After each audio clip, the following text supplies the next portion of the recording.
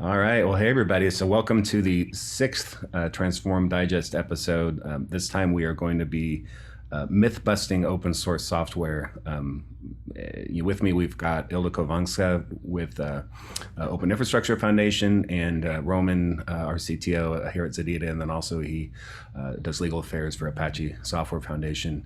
Ildiko, maybe like a quick intro kind of on your background with open source and for the audience. Sure. So I'm Ildiko, and as you could hear, I am on the community and ecosystem side within the Open Infra Foundation. I met with open source prior of joining the foundation itself. I was working for Ericsson on their telco cloud platform, and that's where I started to contribute to OpenStack, which is a large open source cloud platform. And along with that, it is also a pretty big and really active community. And I personally had a really good experience. They were really welcoming, and I just kind of got hooked right there. And I also kind of became a believer, and since then an advocate for open source. I certainly think that it's kind of the present and the future of collaborative software development and really just technology evolution as well. And since then, I joined the Open Infrastructure Foundation to be a full-blown open source advocate. I'm a community manager for one of our projects. It's called Starting X. Surprise, surprise, it's an Edge platform project. So I'm working in that area a bit more closely to Edge and telecom and NFV kind of things. But again, open source really is what's in focus, helping companies to work together, helping individuals to understand what open source is, how it works, how they can get the best out of it, and really just helping people. Yeah, very cool. Um, yeah, Roman, I mean, you've obviously been around the block when it comes to open source. Yeah, I guess it's been a while. So I kind of first got into it through Linux, Linux kernel. Way back, it was just that thing that a Finnish student did, right? Because I was actually growing up in St. Petersburg, which is like stone throw away from Finland, Helsinki. So it was kind of like talk of the town when Linux got created, but nobody thought it would do anything, So we just like kind of poked at it for fun. And yeah, I enjoyed, contributing and just like hanging out with people ever since. Got into more of I guess you would call it governance of open source. So I actually ended up in, Linux Foundation as a VP of technology at some point, and ended up in Apache Software Foundation. But I'm also still contributing to tons of the open source projects myself. The latest one is one of the sort of pillars of this company, Zadita. So yeah, I guess I enjoy both sides of it, sort of the community aspect of it, and just to me, open source is just like flat out the best way of developing software, right? Say what you will about agile, open source beats it hands down. That's the way I think. Yeah. Well, I mean, I'll tell you, I didn't know a lick about open source when I started working in the community in 2017, and to be honest, I probably thought a lot of the myths, or had bought into them, or I just didn't know any better. So, with that, how about we kind of dive in and just kind of have some open discussion. There's just a lot of misconceptions out there. I think it's a big education exercise. So, yeah, we'll dive in. Dive in. Okay, so first question. Commonly, people, especially in different industries, maybe not from the IT world, you have this perception with open source that I'm going to give all of my IP away. There's no way to differentiate. It's a free for all. Like, oh, so I don't want to do it. I've got to be proprietary. Thoughts on that misconception? I can start. Go ahead. I was kind of waiting Completely for true. Roland It's to totally jump true. in with, person dealing with legal affairs. So disclaimer, I'm not a lawyer, and this episode is not about giving legal advice to anybody. Well done. Um, So just putting it out there. But on the other hand, I worked for a telecom vendor company, and the challenges around IP are definitely there. Patents are not going away.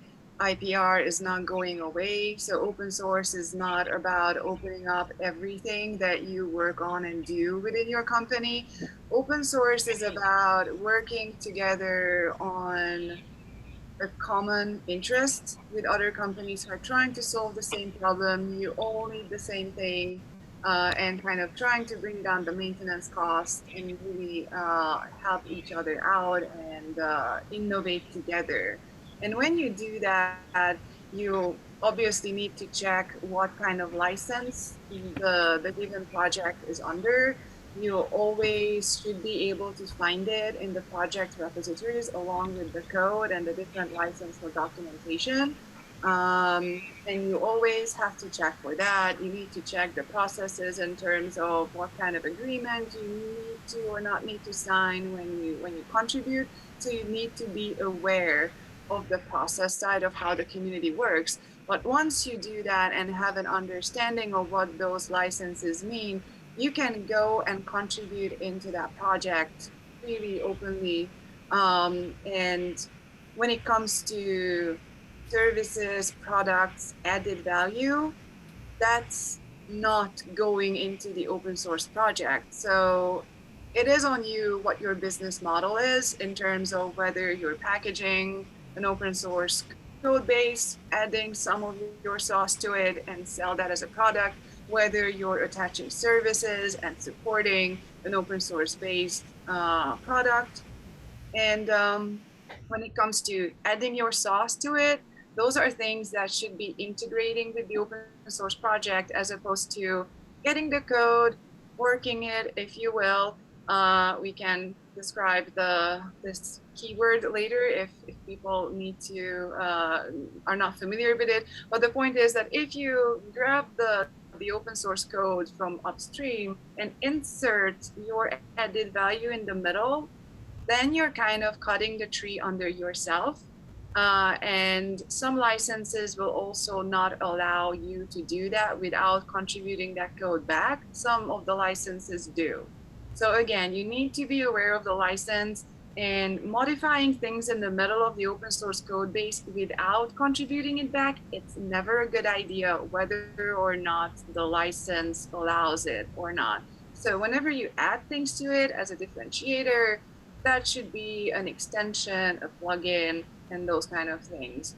So I think it really is about education, educate yourself, understand how it works, and really work on your business model and see how that applies to the license that the project is under. And now Roman can correct all the things that I said. I wish I could. I wish I could. No, that was an excellent answer. Well, give us some sound legal advice. Yeah, sound legal advice. No, well, first of all, well done on the legal disclaimer. I will start with the same. I'm actually not even though I have this title, I'm actually not a lawyer who passed a bar exam. Although the joke is that I'm sort of Armani suit away from passing a bar exam, so maybe that'll happen someday. But I think you're absolutely right. So open source is basically this way of collaboration, and license is how you declare the rules of that collaboration with the rest of the community. But the only thing that I would add to your otherwise absolutely amazing answer is, I think a lot of companies I see, they just kind of like, well, open source is this magic pixie dust. I think we actually have that question further down the list, right? And if I sprinkle that pixie dust, all of a sudden, all of the VCs in the valley will give me money, right? And then I will figure out what to do with it later.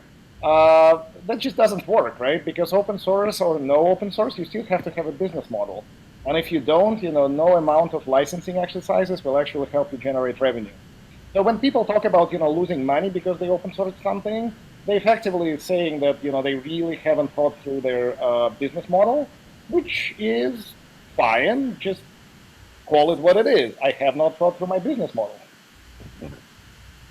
Yeah. I mean, a big thing is just Ildiko, to your point, is the idea of wrapping differentiation around it, and this is why we're seeing. I mean, in general, we're seeing more and more modular architectures, and kind of the cloud native thing and all that, and it's really driven by APIs that on the periphery that enable you to that are open that enable you to bolt on proprietary value add, and I think that's a really key point for people to understand. But and then the whole notion of licenses, you've got permissive licenses like Apache. You can add and change it all you want, but if you fork it, you're kind of on your own. But just run away, or non-permissive like a GPL, where you have to give everything back. So it's there's a big difference. I think just understanding the licenses, like you said, are important. Okay, so Roman, we kind of got on the money topic. Ildiko, so another common perception, you guys already kind of touched on it, is I can't make any money with open source. It's a Explain it. Yeah, exactly. Explain it to Jeff Bezos. I mean, Jeff is really poor with all of the open source he's using. Not making any money whatsoever. Poor guy. No, but seriously, again, I think this misconception basically goes back to the olden times when software was chiseled on clay tablets, right? And we bought our software in big packages and Fry's Electronics. It's like, yeah, you cannot really make any money maybe that way. Even that is really a misconception. But you for sure can make money on services. And it used to mean that services is basically just integration. You basically do system integration, and that's how you make money. But these days, cloud and that whole notion of cloud native is one huge area of the services that you can provide, right? So the software is basically just enabling something that you do for your customer, but that something is not really the software. Software is just the enabler. And I think in general, open source is one of the greatest enablers of businesses, where the whole point of it is that I don't have to build something by myself. I can actually leverage that entire community, and then I can just focus on what is it that I do best, which is in Amazon's case. I probably shouldn't say, but they actually build pretty good data centers. So that's one way to monetize the open source. But yeah, I mean, you absolutely can make money. You absolutely can have venture funded companies. All of that is possible. Yeah, I would just add like a brilliant example, Linux kernel. I mean, kind of a no-brainer one. Just look at Canonical, SUSE, Red Hat acquisitions, and just kind of what kind of business models they use. They have been around for a long while now. Not to mention the Linux kernel itself, and no one is questioning, if it has a place on the market, a place as an open source community, and it is successful. So it really is about the business model and the added value and the decision of what kind of product or service you want to deliver alongside with the open source projects that you're integrating or using. And I think I really just kind of cannot repeat it enough how important the business models are to kind of if your company was had mainly proprietary solutions and products, and then you're moving to open source and starting to use those projects and get involved, hopefully, which would be really the point, in those communities, you have to think about the business model. Is my business model still applicable?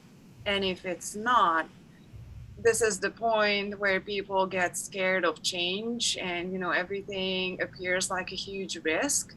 But what I see, I have been seeing over the past 10 years, I'm involved in open source one way or the other, is that what causes failure is not the open source software and the open source code, but the business model, that it was not adapted to that way of software development and work and innovation.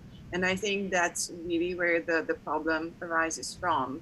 So if you're starting a new company, then obviously you have more flexibility in terms of how you set up the added value, what you're planning to monetize and make money on, and what are the open source bits and pieces and what their role in that whole model is. While if you're going through a change, that's more tricky, but that should not be an excuse to just, oh, this business model worked for the past, I don't know, 25 years. Why should I touch now? I'd rather not. And then that's what actually causes the failure. Yeah, I agree. I mean, it's, you know, the, number one, just in the purest sense, people, end users that value their time do not go directly to GitHub. This is why you see the Red Hats and the SUSEs and Canonicals and just any kind of open core business model. It's there's value there, and then of course those companies, by adopting open source, as you guys saying, you can focus your time on differentiation. I can't remember who told me a while back. It was like open source is all about stopping undifferentiated heavy lifting. I'm like, well, yeah, that's pretty much the case. That sounds like Linux Foundation to me. Yeah, I think I heard it at an oil and gas conference, which was kind of out of left field because it wasn't really normal in the industry at the time to be focusing on open source, but starting to adopt. But yeah, I mean, also as you guys said, we're moving towards faster and faster towards, it's not the widgets that matter, it's how you deliver them and the services you offer around them, and that's why it's important to democratize the widgets and stop spending time on them. So I think these are very key points that I think more and more people are starting to realize, as you guys were saying. Okay, so say I get past myth number one and number two, and open source sounds good to me. Another common misconception is, oh man, I'm on my own if there's a bug problem. Like if there's a problem with the code, bugs are it's all about me fixing, or it's going to take too long for the community to figure it out. If it's proprietary, I got it all under control and I'm good. Thoughts on that? Roman, maybe I'll start with you. It's a really good question, and it dovetails into my favorite subject, that people kind of don't get right most of the time. You can call it another myth. A lot of times, people basically equate open source projects with products. And they're really not the same, right? Sometimes you can kind of sort of make this equivalency, but most of the time it just isn't. And what I mean by that is, so suppose there is, basically, I don't know, some project like OpenStack, right? Like, yeah, sure, you can download it, off of the website and, maybe run it. But it's a project, right? And if you do that, you should realize what you do. You, at that point, effectively engaging in effectively being your own support organization. And that's just fine, because a lot of people do that. There's actually a great community that you can turn around and ask questions on mailing lists and, Slack and, whatnot. But the buck stops with you, right? You made that decision that you're not really using a commercial product. You're basically using an open source project. Now, on the other hand, you can basically say like, well, I want a product. And then, there's tons of distributions of OpenStack available, from Mirantis, Huawei, like, you name it, right? And then you're actually using a product, and the usual support structure of a software product kicks in. You have a number to call, you have an SLA within which, your bugs will be fixed. You don't even have to deal with the community, although a lot of times it's nice. But that sort of decision, whether you are trying to use a project or you're actually using a product, is what trips people up all the time. Yeah. Thoughts on that, Ildiko?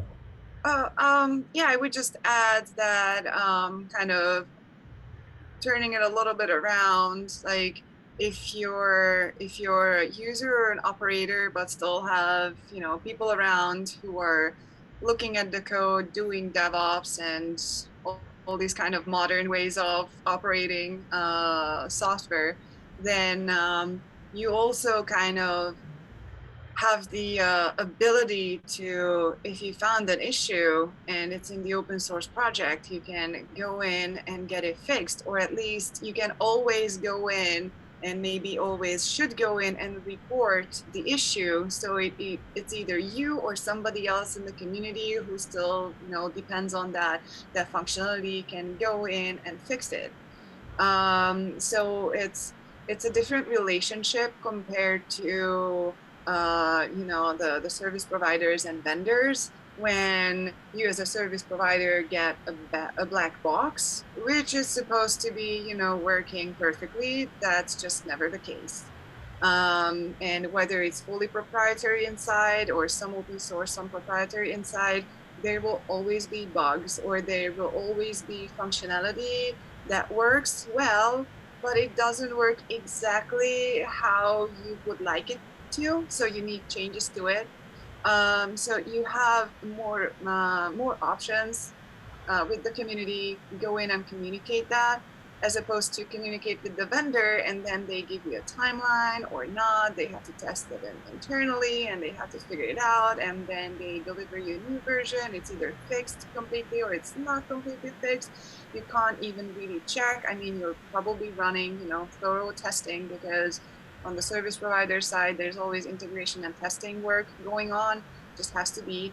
But still, it might not be fully fixed, and you don't have a chance to look inside that black box, or if you do, that's just a lot of reverse engineering, and I don't think that it's a worthwhile investment to do for a service provider, for instance.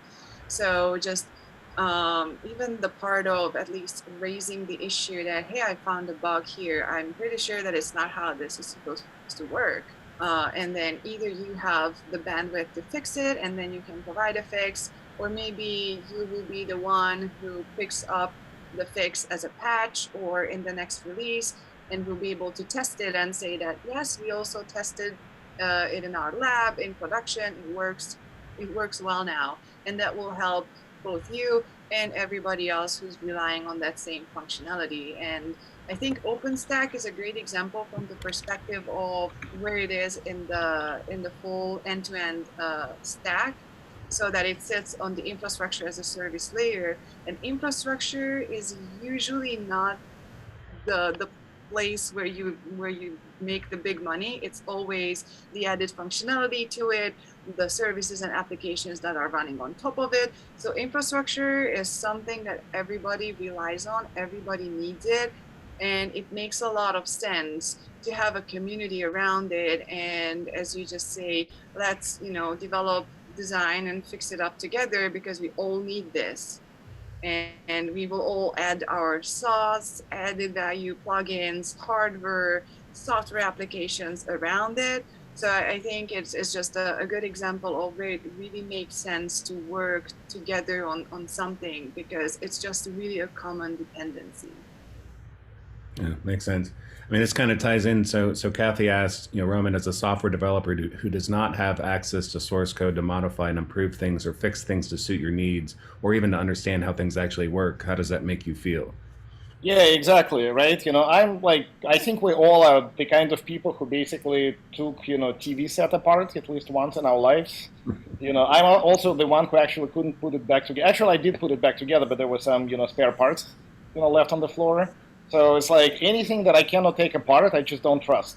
But seriously, though, I mean, if you look into any of the critical infrastructure, and by that I don't mean just data centers built by NSA. I actually mean like day-to-day stuff, right? Telcos, banking infrastructure, very very core infrastructure to our daily lives. Pretty much all of it runs on open source nowadays, and there's actually a very simple reason for that, right? Because those people effectively are in a position where trust is paramount, right? You want to trust your bank, you want to trust your utility, right? And it just so happens that open source is the most trustworthy model. It's not like fully like 100% foolproof, but it's the best one out there.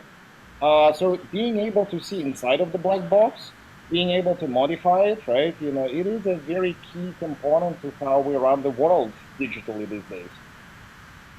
You think, yeah. So it's a level of transparency. Do you think for a lot of people, all it takes is it's just getting over that initial leap of faith, because it's something new, and getting to that trust factor, it's hard to just make that first flip, and then things become more clear. A lot of it is, yes, and I think it's also a lot of the FUD that has been generated, especially in the 90s, and sort of early 2000s, didn't help.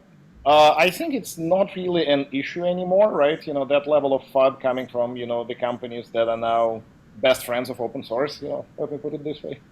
But it still registers, right? I know that certain companies, when you talk to their salespeople, they would basically use it as a leverage, to say like, hey, we're proprietary software, so you better protect it, blah blah blah. So there's a lot of, what I would call unscrupulous, sales tactics going on. But other than that, I mean, I think open source has won, at least in that sense, right? I think it is now absolutely guaranteed to be the most trusted way of, building critical infrastructure. Yeah. Yeah, I Ildiko, thoughts think on making that flip? I kind of wanted to reflect the question that I saw in the Q&A as well on this one in terms of the funniest myth. I'm not sure this is the funniest, but I think that for those who are new to open source, when they hear open source, they imagine uh, a bigger guy with a really messy, weird hair, like fake glasses, sitting in their garage and just kind of hitting the keyboard like crazy because they had a cool idea and they just uploading it to GitHub and they're just having fun and smoke coming out of their ears Yeah, and keyboard smoking and all these everything. yeah like that kind of like this is open source for them just because it kind of started out like that like a long while ago, but that's history now. And something that started out as people practically sharing what they were doing for the common good, and like it's not something I want to make money on, but I think it would be really useful for others. And working on like mail server solutions, and I don't know whatever else. It all started on even before the Linux kernel. And I think people who don't know open source better yet, they just kind of think about this kind of model. And if you think about open source that way, it's probably harder to trust it, and I understand that. But I mean, just look at the bigger projects. Most of them are sharing statistics, both contribution statistics as well as how much testing is going into the code development throughout a release cycle. Like I should have prepared like the numbers for OpenStack and the CI/CD project that OpenStack is using, which happens to be another open source project that was part of OpenStack, and now it's a standalone one because a lot of companies just kind of realize that whether or not they are using OpenStack, they just need the CI/CD tool standalone. And why I'm circling around it is because, referring back to our theme song, the name of the project is Zool.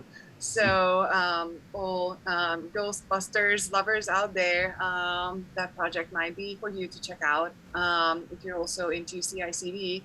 But really the point is that project is like tested back to back, end to end, because every single change that you upload to any of the OpenStack repositories for review goes through a long list of test jobs every single time. So it's not like at the end of the week we are integrating everything and running one round of tests. No, every single time you upload a new version of that patch, it gets tested. And once it's approved, it goes through a different set of tests for extra integration and smoke test and sanity and whatnot, all kinds of functional integration tests.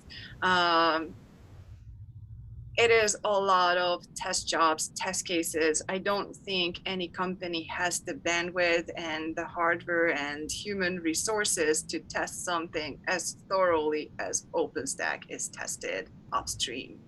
And with that, Zool itself is tested as well because it's running the whole gating system and CI/CD infrastructure for that.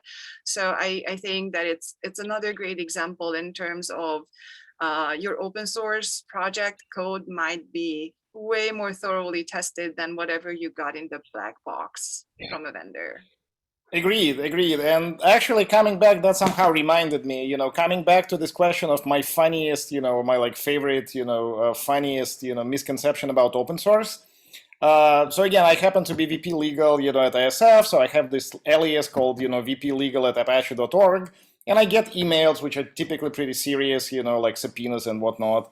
But a lot of times I get emails that are just like flat out funny, and that actually gets into this misconception about open source, which is a lot of times people confuse Apache license and Apache Software Foundation as a vendor who produced all of the software that comes out of all of the companies under that license.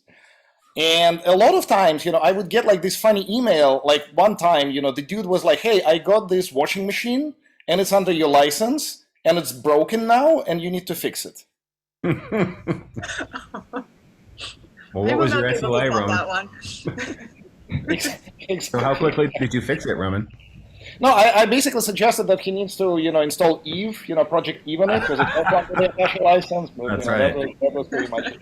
But yeah, that idea that people sort of, don't really even realize, like the product is the washing machine, but the software inside is not made by Apache Software Foundation, but some other people. Just the license that is common. I get a lot of emails like that. Nice. I noticed. So Jason Eckert on here said his favorite myth is open source means it only runs on Linux. Um, I, I've heard that one. Or Linux Foundation, all it does is Linux. And so that's a very common misconception.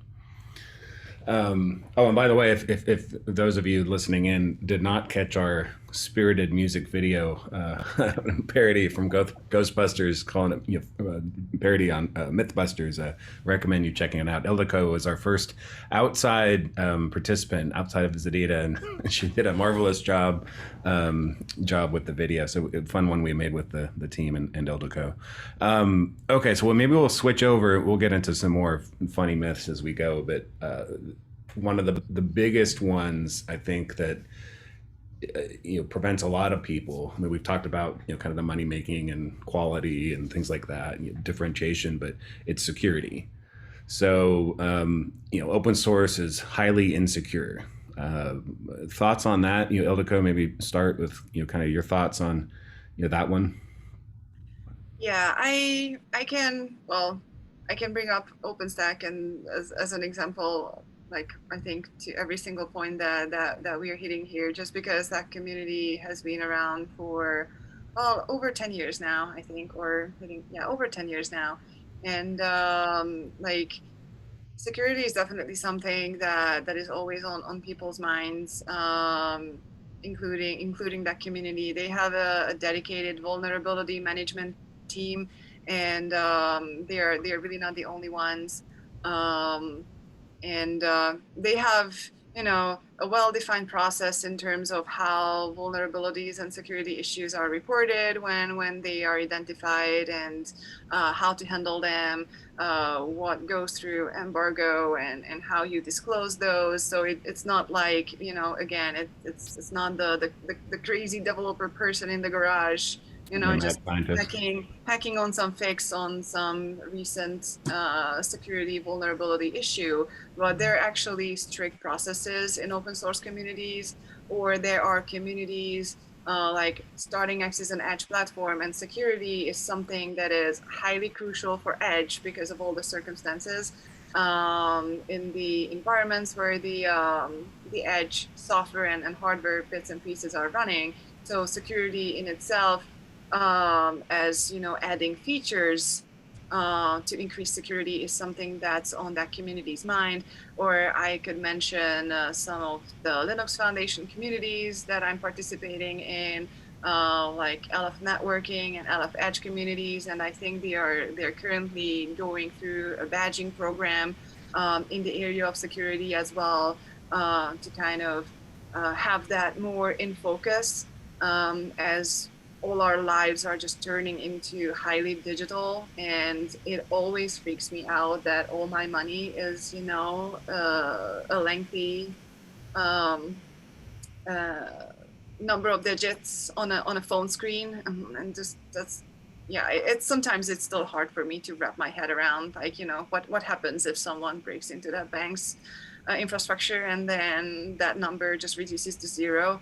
I know that thieves can break into people's houses and take the physical money as well, but it's just kind of not even having physical access to that asset. It's just something that kind of makes you think about security even more, and just having access to your money through your phone makes you think about software security much more. And that obviously drives the activities of the open source communities as well. And just the fact that, you know, more people are reviewing the code, a lot of testing is happening on the code in an automated fashion as well. I think that just increases how secure the solution is, because again, it's not like the proprietary solution that obviously went through a lot of hardening effort as well. But when you have outsider eyes on that code, that always, you know, the more eyes the better. And that's what open source does. The source code is all out there, it's available, and I'm personally running around and telling everybody that you have to participate in these communities, you have to get your hands dirty. That's how this works, and that's how this delivers the most value to you and everybody else. And again, you can go in and check it out for yourself. Yeah, yeah. Yeah, Remember, and just to quickly maybe pile on top of that. So I have a favorite quote, and that actually comes from the open source project that I first contributed like a non-trivial feature to, which is email client called Mutt, M-U-T-T, and the tagline for Mutt used to be "All software sucks. This one just sucks the least." That's So brilliant. I think that's a perfect tagline for the open source security. All software security sucks. Open source just sucks the least. So that's one. And the other one, if you're still unconvinced that open source, takes its security very, very seriously, I actually highly recommend you Google, or maybe we can add at the end of the webinar, a link to a testimony that Apache Software Foundation has done in front of the Congress. It's available online on YouTube. It is a very impressive display of what it means to actually answer questions with such degree of conviction and sort of process that it just puts a lot of the commercial proprietary software companies to shame, right? That was the answer given by a director of Apache Software Foundation. So Google it up, look it up. You will have a fun time watching it. Dave, by the way, looks quite biblical, which adds to the whole excitement. So just take a look. yeah, and I think, yeah, no, definitely a great point. So, and I think a big difference too for people is that they, well, Ildiko, you mentioned it, the mad scientists, in the garage, like coding stuff. That, and there's a big difference between code or communities that are centered around vendor neutral organizations, like Linux Foundation, Eclipse Foundation, you name it, versus hey, I threw some stuff on GitHub and there isn't process wrapped around it in terms of code scans and just how you get things committed and things like that. So I think that misconception of the free for all versus structured governance kind of contributes to this overall myth. And we're seeing, so yeah, security is a cost center. A lot of people just want to just tell me it's okay. And I can pretty much guarantee that the odds of you having the security expertise that a broader community has within your company are pretty much zero. And so, for all those reasons, it definitely helps to get the broader mind share. So, and then now a hot topic is secure supply chain, software supply chain, and that a lot of that is being driven through the community as well. Have you guys, any thoughts on that, or kind of where things are headed from a security standpoint overall? Yeah, Linux Foundation is definitely taking it very seriously, as do all of the open source foundations. But I think, Linux Foundation to me is the place where kind of like the thought process about, software's open source supply chain is happening. So there's a few projects, that they're running right now. One is called, Salsa. I actually highly recommend just checking out, Linux Foundation open source supply chain security. There's a lot of presentations that have been put out there. It's a hot topic for sure. Any other thoughts on the security one? It's I think personally one of the security and kind of the first ones is business models. For me are really big ones that I see all the time that concerns people. Yeah, I think that these are just kind of the areas that all of us who are more experienced with open source and the practicalities of it as well just kind of have to take on the responsibility to keep repeating and educating and helping those who are new to all this to understand it better, and really kind of help them to look at open source as an opportunity as opposed to a threat, if you will. I don't know if it's a good way to put it, but that's kind of how I see it. Sometimes people are kind of almost scared of open source. Yeah, 100%. So, is it? Do you think it's fair to say, just kind of over the past, especially over the past, 5, 10 years, it's moved from an opportunity to a necessity, or is it Um, still kind I think I of, wouldn't where are say we on that spectrum? necessity. I Yeah. wouldn't say that it's a necessity, but I would say that it's kind of moving towards becoming sort of the mainstream way of software development. So Okay. it's kind of it's going through an evolution path. I don't know if we would ever be able to call it a necessity, but I think it's definitely something that more and more companies, organizations, individuals start to recognize as kind of a good way forward so that we can share the burden of maintenance and development and even operations, and kind of at the same time also be able to allocate more focus, money, resources to innovation and the added value parts. So again, work on the common needs together, and then you get more opportunities to come up with new things as well. While if everybody worked on every single piece separately and everything would remain proprietary, then everybody has to put a big chunk of effort, money into that maintenance and maintaining all those common points that you could just work together on.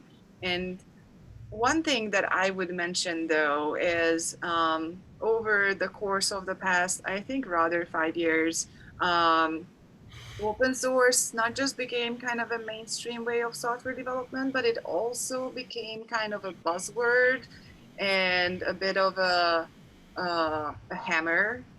And I kind of feel like that everything looks like a nail right now, and I think that's partially coming from just kind of applying the first thing that people recognize about open source, which literally open source code.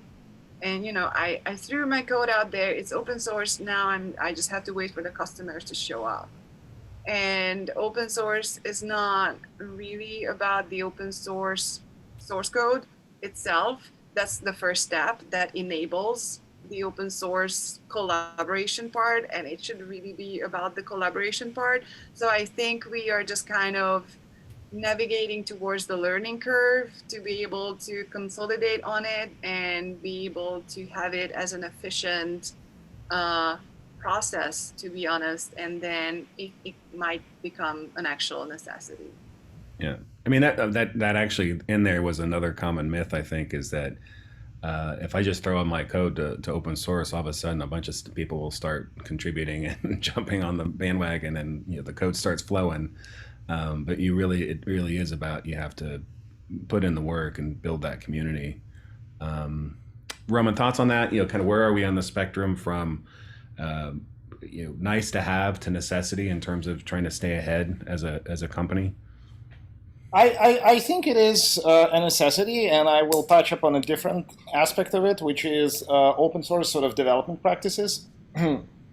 So, because open source has been geographically distributed before it was made cool by the pandemic, and everybody kind of worked from home before it was made cool by the pandemic, we kind of developed, these practices that actually allow us to have a really large group of people effectively collaborate on a piece of software that can be pretty critical.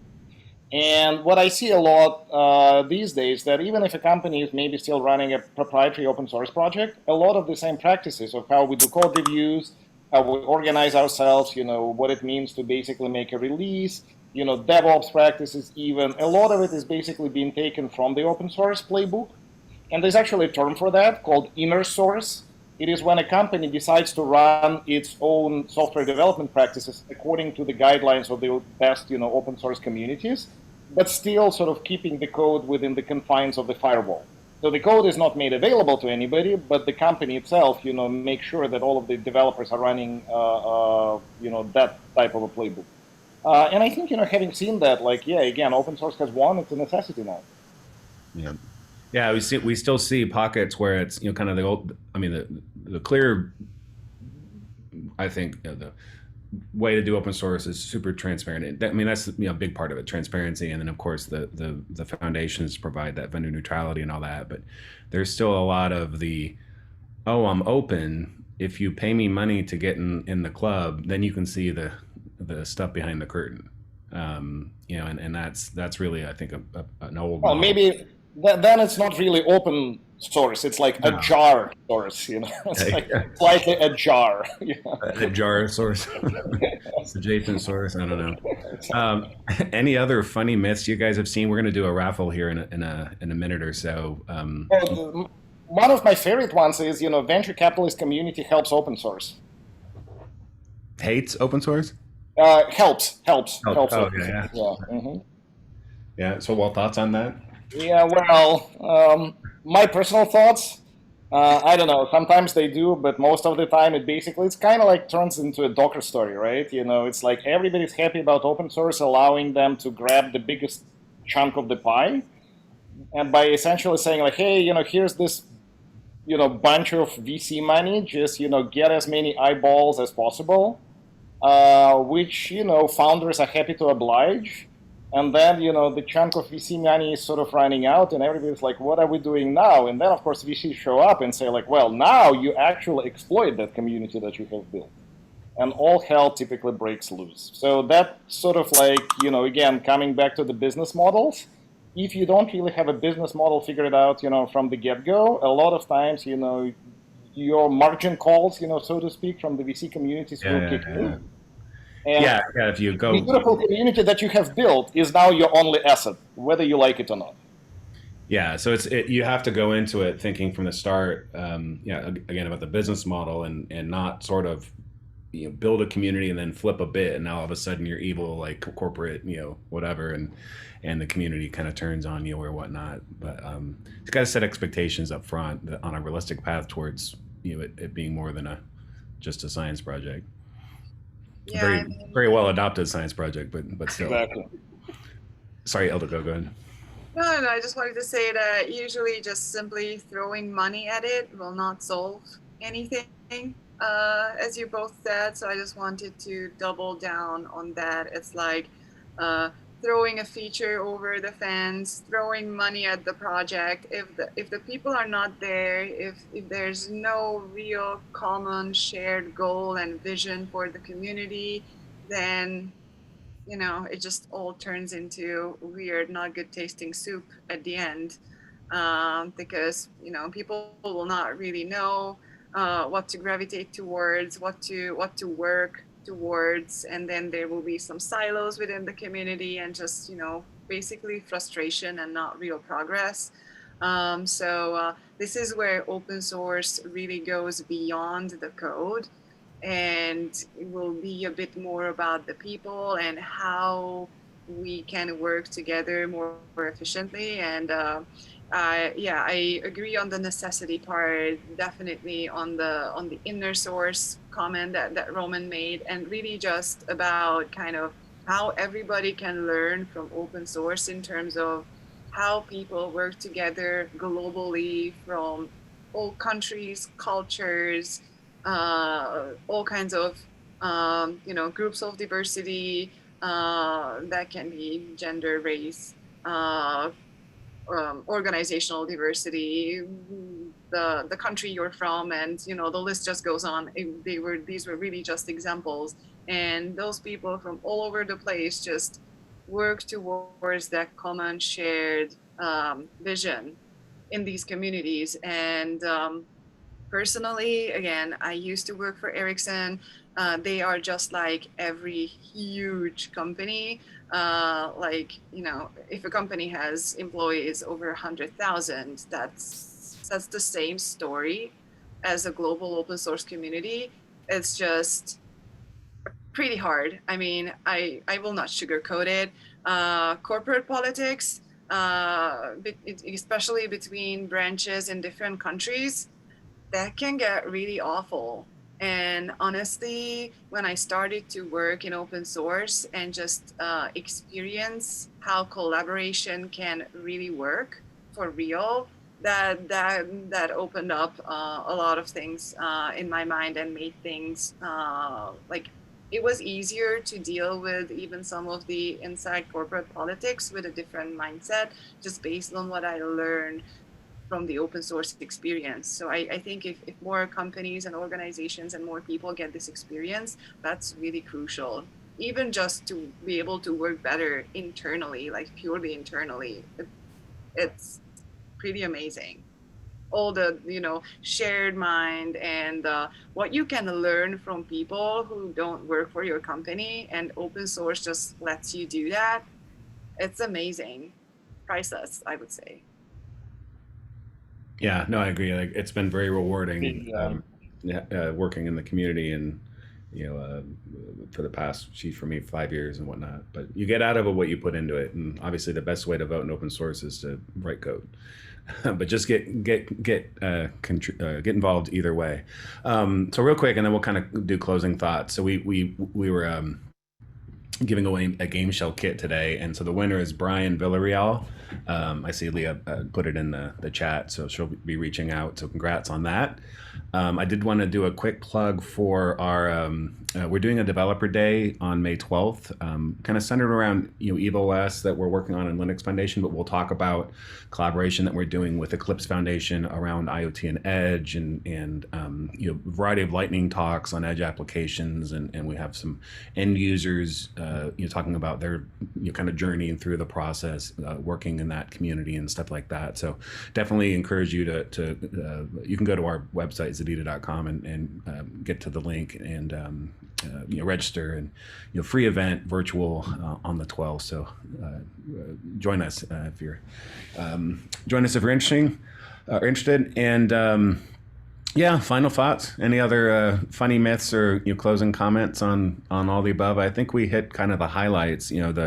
This notion that you lose all your IP, you can't make any money. The quality is terrible. I'm gonna be like, it's all on me to fix everything. The security sucks less, or doesn't suck less.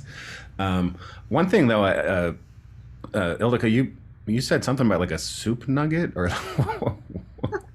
what did you say? No, it's just something that we say in Hungary, that when things go south, it's just we kind of say something like it goes into the soup. Like Oh, okay.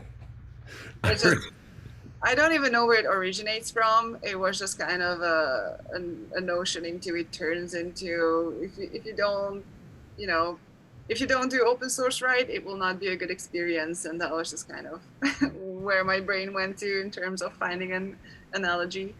So that was the soup No, part. that's all good. I just heard soup nugget, and I'm like, I don't know what this means. But I want it. Soup Uh, is good. Well, any kind of final thoughts, from you, and as we wrap up? Oh, I just want to leave people with this final thought that open source community definitely doesn't have any politics. We're all just, sitting around singing Kumbaya. So join in. It's very fun. I would just, as a last sentence, I just feel obligated to say, as a call to action, if you who's watching, listening, are using any open source project, but you are not participating in the community, please go and fix that. Because the real value in open source starts when people and companies, organizations participate. That's where the real magic happens.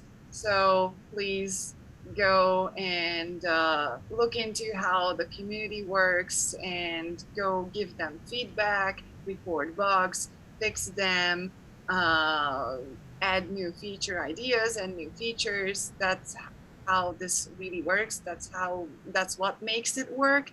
And I can fully guarantee you that you will also learn a lot about the project, the software, and even just the area that the project is addressing from the other people in the community. Yeah, I think that the whole pay You're it forward, here. the pay it forward thing is a key element, and it doesn't have to be in like some massive capacity. It's just get involved enough to share ideas and kind of help make things better. You choose your role, but just being a pure consumer is not the best for the overall community. Yeah, you don't have to be a developer. Another Yeah. myth. Yeah. That's actually another myth, is that you have to write code, through and through. I mean, look at me. I don't know. I don't really like a code, but I've been involved. I think there's a lot of folks, in the community, that it really is about shaping ideas, and how do we, get that mutual benefit without, you don't have to get all the way down to the nitty gritty of it. So, okay, we're at time. Ildiko, I really appreciate you joining, and Roman, of course, and yeah, thanks again for joining our Mythbusters video. It was a good time. We'll have to have you on another one at some point. And yeah, that's it, I think, for today. And so thanks also for everyone that was listening in, and for the chats on the Q&A and all that. And we will see you next time. All right, we're out. Bye bye. Thanks for hosting, Jason. Yeah, bye.